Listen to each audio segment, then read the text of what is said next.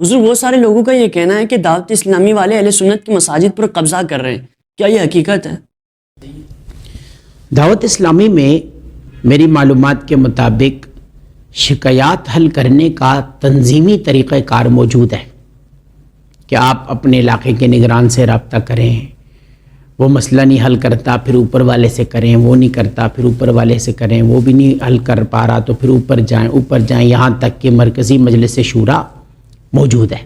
ٹھیک ہے، اگر کہیں کوئی ایک بھی ایسا واقعہ رپورٹ ہوا ہے تو اس کا ثبوت دکھا دیا جائے، یا پھر جو ہے وہ اسی تنظیمی طریقہ کار کو فالو کرتے ہوئے اس شکایت کو دعوت اسلامی کی شورا تک پہنچا دیا جائے، یا یہ جو مجلس ہے خدام المساجد جو مسجدیں بناتی ہے، مسجدیں آباد کرتی ہے، اگر کسی نے قبضہ کیا ہوگا تو وہ اسی مجلس سے تعلق رکھتا ہوگا، اسی شعبے سے تعلق رکھتا ہوگا، تو کوئی ایک ثبوت دے دیا جائے، کوئی ایسا کوئی بھی کہیں پر بھی ایسا کوئی واقعہ رپورٹ ہوا ہے تو وہ ثبوت تو دو، پھر اس کے بعد ہم بات کریں گے، جبکہ میری معلومات کے مطابق ایسا کہیں بھی نہیں، کچھ بھی نہیں۔ دعوت اسلامی کا دیا ہوا نظام دیگر اہل سنت کی تنظیموں اور مدارس کے لیے بھی مفید ہے؟ بالکل مفید ہے، اس نظام ہی نے تو اتنا مضبوط بنا دیا اس تحریک کو، اور پوری دنیا کے اندر ایک منظم اور آرگنائز طریقہ کار سے ماشاءاللہ یہ سسٹم کام کر رہا ہے۔ پھر ہندوستان کے کئی سارے علماء نے اس طریقہ کار کو فالو کیا ہے، اور وہ مشورے دیتے ہیں دیگر کو بھی کہ سب اس نظام سے فائدہ اٹھاؤ۔ ایک بزرگ تھے علامہ بدر القادری صاحب، انتقال ہو گیا، یہ خلیفہ مفتی اعظم ہند تھے۔ انہوں نے اپنے ایک شعر میں اپنی خواہش کا اظہار کیا، کاش سنی ساتھ تیرے مل کے آگے بڑھتے جائیں، پست ہو اعداء کی قوت اور سنت زندہ باد۔ یقیناً یہ نظام بہت فائدہ مند ہے، بہت اچھا ہے، بہت اچھا ہے۔ تمام تر اختلافات کو اور ذہنی الجھنوں کو سائڈ پر رکھ کر میں سب سے عرض کروں گا، مشورہ دوں گا کہ ضرور ضرور اس نظام سے فائدہ اٹھایا جائے۔ حضور علماء اہل سنت کے متعلق آپ کے کیا تاثرات ہیں؟ ہم کو اے عطار سنی عالموں سے پیار ہے، انشاءاللہ دو جہاں میں اپنا بیڑا پار ہے۔ سنی علماء سے دین کی بہاریں ہیں، سنی علماء جو ہیں محنتی علماء ہیں۔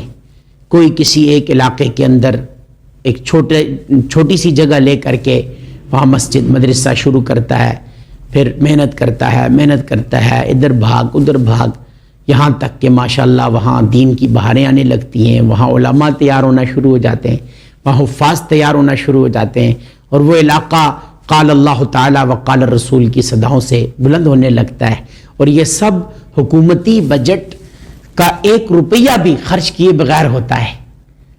تو ان علماء کی محنت ہے، میری جانب سے ان کے لیے دل و جان سے اظہار عزت، اور ان کے صدقے اللہ کریم جل وعلا میرے ماں باپ کی بلا حساب بخشش و مغفرت فرمائے۔ حضور بتائیے گا کہ آپ دعوت اسلامی کے کام کو کیسے دیکھتے ہیں؟ دعوت اسلامی امر بالمعروف اور نہی عن المنکر کرتی ہے، جو کہ اس امت کا اہم ترین فریضہ ہے اور اس امت کی ذمہ داری ہے، اور اہل سنت کی یہ عظیم الشان تحریک جو ہے، یہ یوں سمجھیے کہ پوری امت کا جو قرض ہے اسے چکا رہی ہے۔ اگر ہم قرآن و سنت کی روشنی میں دیکھیں تو دعوت اسلامی کا کام جو ہے وہ اللہ اور اس کے رسول صلی اللہ علیہ وآلہ وسلم کے احکامات کے عین مطابق ہے۔ مثال کے طور پر امر بالمعروف اور نہی عن المنکر کرنا، اس کا حکم تو خود قرآن مجید فرقان حمید میں ہے، 4 پارہ غالباً سورہ آل عمران ہے۔ اللہ پاک جل وعلا ارشاد فرماتا ہے وَلْتَكُمْ مِنْكُمْ أُمَّةٌ يَدْعُونَ إِلَى الْخَيْرِ وَيَأْمُرُونَ بِالْمَعْرُوفِ وَيَنْهَوْنَ عَنِ الْمُنْكَرِ، تم میں ایک گروہ ایسا ہونا چاہیے کہ جو نیکی کا حکم کرے اور برائی سے منع کرے، اور اسی طرح اس امت کو اللہ کریم نے خیر امت قرار دیا۔ پارہ 4 اللہ ارشاد فرماتا ہے کنتم خیر امت اخرجت للناس، لوگوں میں ظاہر ہونے والی تمام امتوں میں تم ایک بہترین امت ہو. اور اس کا ریزن کیا ہے، کیوں آپ بہترین امت ہو؟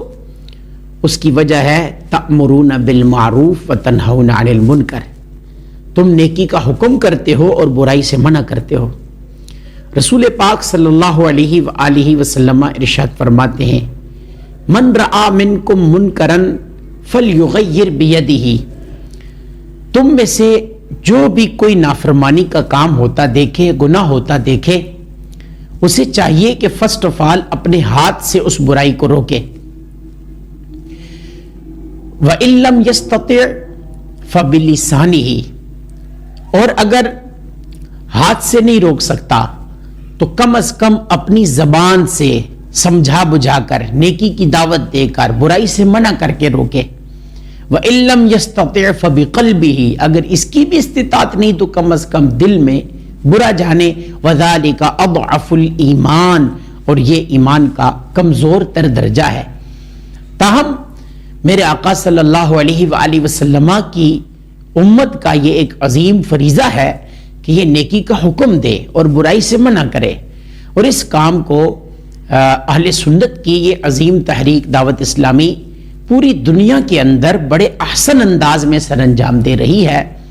ولہٰذا یقینی سی بات ہے کہ اللہ اور اس کے رسول کے حکموں کو جو ہے وہ نافذ کرنے والی تحریک، امر بالمعروف کرنے والی تحریک، نہی عن المنکر کرنے والی تحریک میں ایک مسلمان ہونے کے ناطے اس کام کو اچھی سوچ اور اچھی نگاہ سے ہی دیکھتا ہوں. علامہ صاحب کچھ اہل سنت کے علماء کے میں نام لوں گا اور آپ نے ایک جملہ ان پر کہنا ہے. علامہ اشرف آصف جلالی صاحب، ماشاء اللہ علم کے سمندر، مفتی اعظم پاکستان مفتی منیب الرحمان صاحب، بہترین شخصیت. مفتی حنیف قریشی صاحب، میں بات نہیں کرنا چاہتا. علامہ خادم حسین رضوی صاحب، درد والی شخصیت ہے. علامہ ہاشمی میاں، اہل سنت کا سرمایہ، الیاس قادری صاحب، باعمل شخصیت ہے. عبدالحبیب اتاری صاحب، ماشاء اللہ گفتگو اچھی فرماتے ہیں. علامہ راشد محمود رضوی صاحب. ماشاء اللہ میرے دل میں بستے ہیں.